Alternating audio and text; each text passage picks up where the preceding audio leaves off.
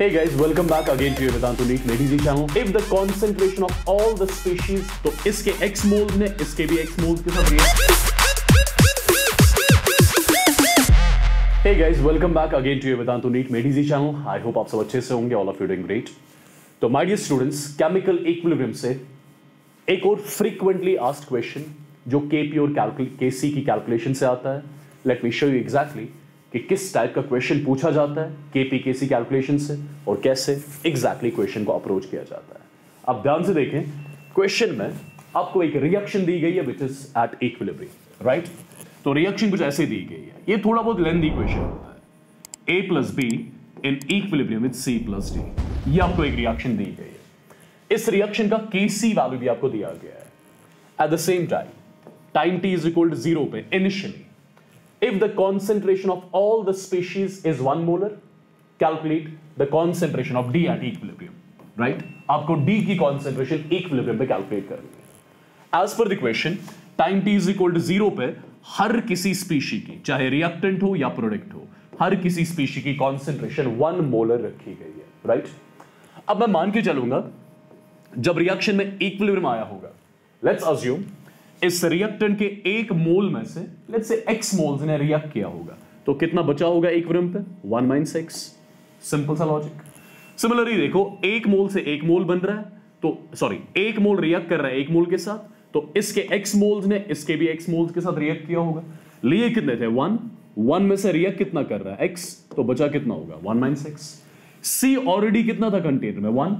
अब देखो एक मोल से एक मोल बन रहा है, तो x से कितना बनेगा, x से x बनेगा, तो C की कॉन्सेंट्रेशन इक्विलिब्रियम पे आ गई 1 प्लस x. सिमिलरली D की कॉन्सेंट्रेशन B इक्विलिब्रियम पे कितनी आ जाएगी 1 प्लस x. तो आपने बेसिकली किया क्या, आपने हर किसी रिएक्टेंट और प्रोडक्ट की कॉन्सेंट्रेशन कैलकुलेट करनी इक्विलिब्रियम पे. अगर आपके पास हर किसी रिएक्टेंट प्रोडक्ट की कॉन्सेंट्रेशन इक्विलिब्रियम पे आ गई, क्या हम Kc का एक्सप्रेशन लिख सकते हैं? बिल्कुल लिख सकते हैं. बताओ क्या हो जाएगा. C की concentration at equilibrium 1 plus x, D की कॉन्सेंट्रेशन एट इक्विलिब्रियम ये भी कितना 1 प्लस x, तो मल्टीप्लाई करोगे तो 1 प्लस x का स्क्वायर बन जाएगा ये, डिवाइडेड बाय A की कॉन्सेंट्रेशन इक्विलिब्रियम पे 1 minus x multiplied by B की कॉन्सेंट्रेशन इक्विलिब्रियम पे 1 माइनस x, तो ये भी आ जाएगा 1 माइनस x का स्क्वायर. तो स्क्वायर कॉमन लिया जा सकता है, ये आ जाएगा 1 plus x divide by 1 minus x का स्क्वायर, और इस Kc की value as per the question आपको 100 के बराबर दी गई है. तो यहां पे थोड़ी बहुत कैलकुलेशन करनी है. ये मिलेगा 1 plus x divide by 1 minus x, इसकी वैल्यू 10 आ गई, राइट. तो यहां पे आप लिख सकते हो 1 plus x is equal to 10 minus 10x. Perfect. तो ये आ जाएगा 11x इज इक्वल टू 9. तो यहां से x की वैल्यू आनी है 9 बाई 11. तो आपने x की वैल्यू निकाल ली 9 बाई 11. आपको कैलकुलेट करना क्या था क्वेश्चन में, आपसे D की कॉन्सेंट्रेशन इक्विलिब्रियम पे पूछी गई थी. बताओ इक्विलिब्रियम पे D की कॉन्सेंट्रेशन कितनी है. अगर मैं ऐसे लिखूं concentration of D at equilibrium किसके बराबर 1 प्लस x, 1 प्लस x की वैल्यू कितनी 9 बाई 11, तो वैल्यू कितनी आ जाएगी, वैल्यू आ जाएगी 11 प्लस 9 हो गया 20 divide by 11, 20 divide by 11 molar. This is basically the concentration of D present in the container at equilibrium जो आपसे पूछा गया था, राइट.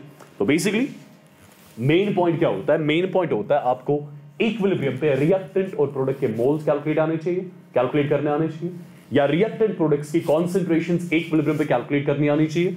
अकॉर्डिंगली आपको Kc का एक्सप्रेशन लिखना है, राइट. और लास्ट में आपको जिस स्पीशीज की कॉन्सेंट्रेशन भी इक्विलिब्रियम पे चाहिए आप इजीली वो कैलकुलेट कर सकते हो. आई होप आपको ये कॉन्सेप्ट समझ आ गया होगा, और आज के बाद अगर इस टाइप का क्वेश्चन मिला you should be able to solve that question easily, right. So with this I'll be taking leave. Take care. God bless you all and love you all. Bye bye.